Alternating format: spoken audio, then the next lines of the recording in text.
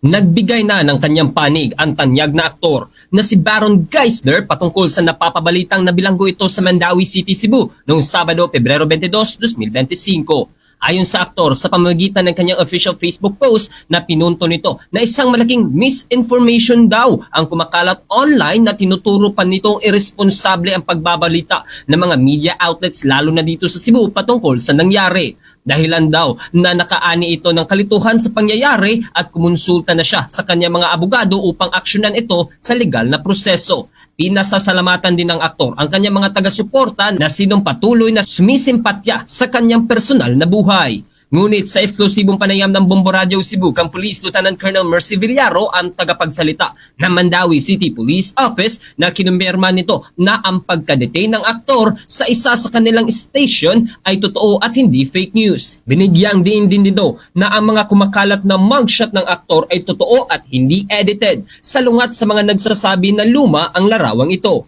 sapagkat kasama ito sa proseso ng pulisya upang makabayad ng multa at makauwi na ang aktor. Idinetali ulit ni Police Lieutenant Colonel Villaro ang nangyari sa pananaw ng kanang pulisya sa nasasakupang police district. Matatandaan na na-detain ang aktor ng iilang oras dahil sa drunkenness o labis na pagkalasing na isang violation sa City Ordinance ng Mandawi City, Cebu na may kaukulang multa na 500 pesos.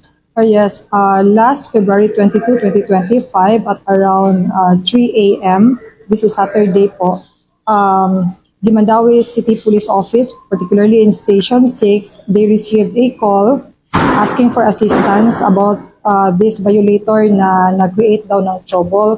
So, nirespondihan ng PNP personnel natin at itong violator naman ito ay dinala po sa Police Station 6 for proper disposition.